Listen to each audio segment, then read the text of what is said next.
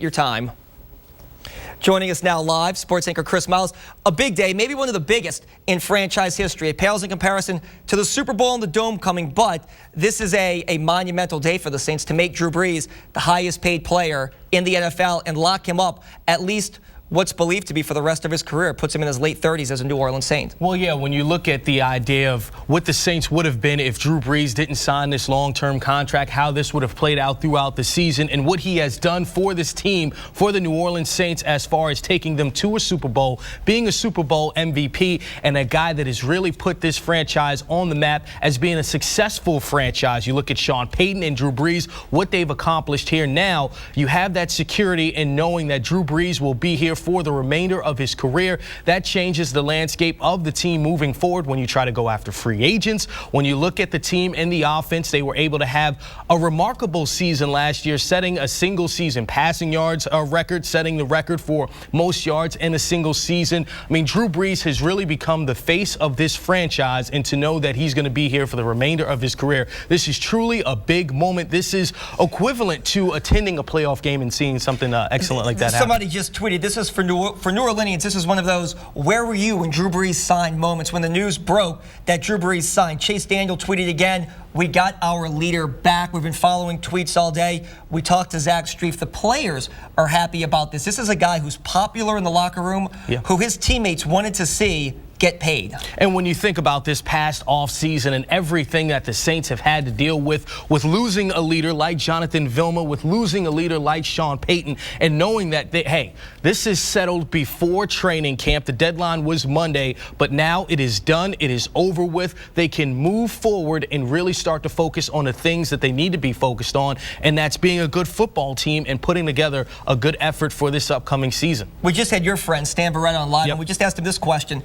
Is this something that the Houdat Nation, that Saints fans, that this organization needed? We've been striving, they've been looking for positive news in light of the Bounty Gate, the Payton suspension, the Vilma suspension, the lawsuits. It seemed like it was one hit after another, and now you have probably the best news that this franchise can possibly get. Yeah, and what you really do now is you avoid the circus that could have possibly been Drew Brees missing training camp. You know, with him missing OTAs, yeah, that was, kind of important, but not that big of a deal. If he would have missed any part of training camp, then you have a team that's not getting ready for the season. That would have been a bigger distraction. I think that the Saints right now, they look like they're moving forward past knowing that Sean Payton's not going to be around. They know that Drew Brees will be around, and he's a leader in that locker room that every guy on the team, as well as I do, they really loves him.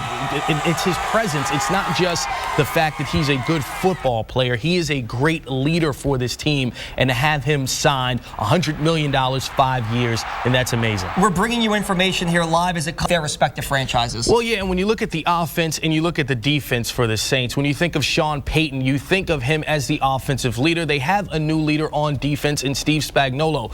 So without Sean Payton around for training camp, you have to look at Drew Brees as being the leader to make sure that everything is run correctly. He's not just a quarterback. He's not just the best player on the team. He's actually more like a coach during that time of the season, especially before the season starts. During the preseason, they have 5 preseason games. That starts in about 3 weeks from now. So you have to look at all of those things and put them in perspective and how important the timing of this deal is, that it did not last through training camp, that it is done 3 days before it needed to be done, before the deadline.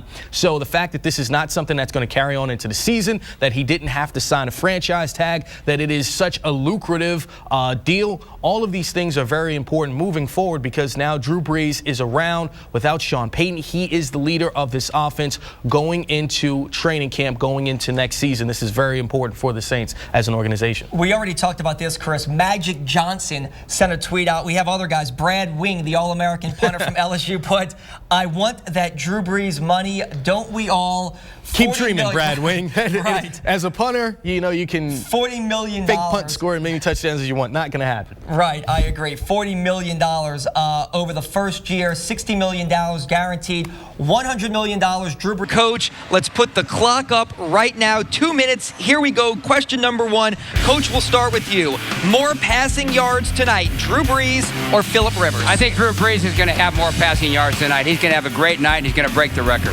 I say Drew Brees as well. Think about it. 446 last week. He became number 2 all-time on most 400-yard games in his career. I think he's going to continue with that momentum. I agree. Plus, the Saints are monsters in prime time. More receiving yards. Chris, we'll start with you. Jimmy Graham or Antonio Gates tonight? I say Jimmy Graham. Again, he's having a better season. He has 24 catches, 248 yards. Gates only has 10 catches and 124 yards so far this season. Continuing with that trend, I go Jimmy Graham.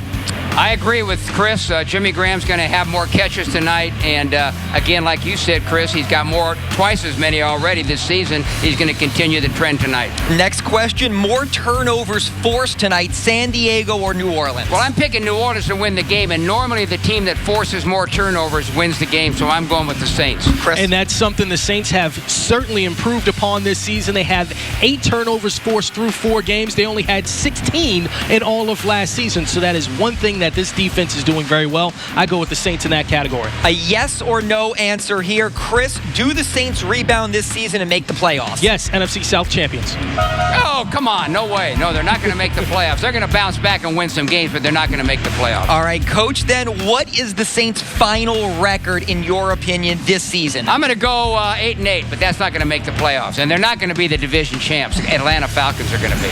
I'm going to go 10-6, and I still say the Saints are the NFC South division champs. At the end of the season, we're going to play this back.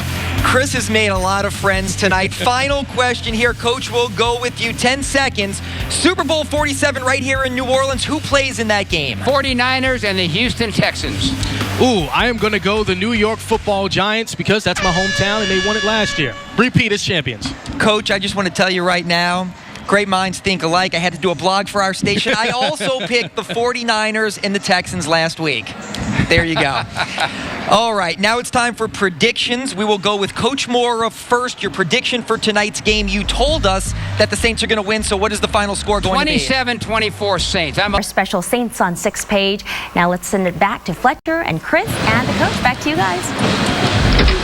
Thank you, Sulla. Now it's time for a little fun. A lot of role-playing about to happen in one of our best, most popular segments, Heads on Sticks. And again, we just want to remind everyone that last year, Coach went undefeated in this segment. There was 1 tie, but we got 3 rounds today. And please, guys, don't treat me like Jim Lair. This is not a presidential debate. Here we go. The first one is, Coach, you are Mark Ingram. Fletcher, you are Chris Ivory.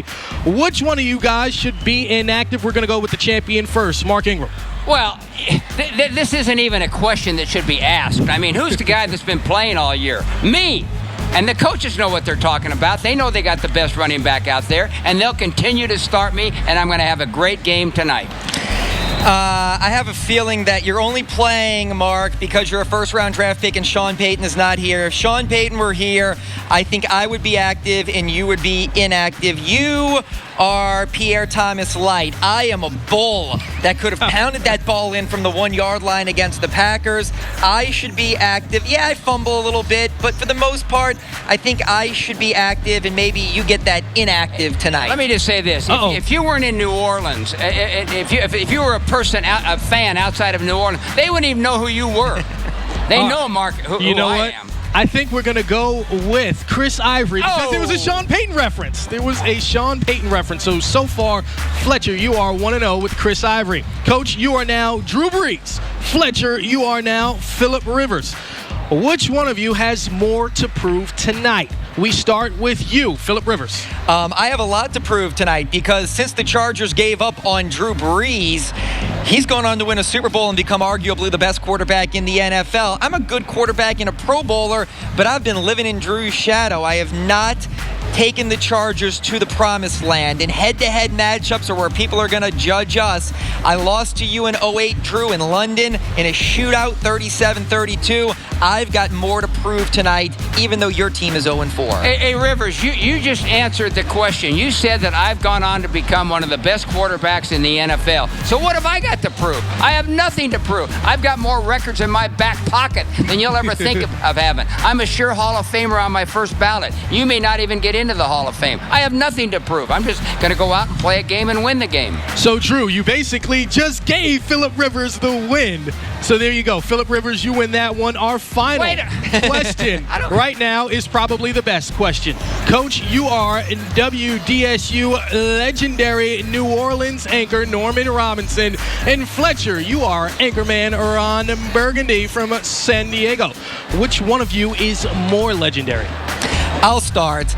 I'm a legend in my own mind. I keep it classy. Jim Moria, I'll teach you how to keep it classy here in New Orleans. So there's a sequel coming out. I'm a success. I am more legendary. Ron Burgundy from the news team in San Diego. Burgundy, you are a joke, a farce, a fake. I mean, people laugh at you. You don't know what you're talking about when you talk at the news. I am a famous guy down here in New Orleans. I'm a good-looking guy. I'm a former Marine, which means I'm tough. I'm intelligent. It's not even close between you and I. Not even close. Norman Robinson wins in a landslide, mainly because he is so handsome and he's the leader of our team here at WDSU. So, but Coach, you lost for the first time. Why did I get beat? Fletcher Mackel wins 2-1 for the first time in the history of Heads on Sticks. I protest. Hey, we have to take a break, but before we go, we want to mention one of our sponsors, Gulf Coast Tent Rental. Thank you today. They're providing the tent for our outdoor set tonight. More WDSU Saints on 6 coming up right after the break.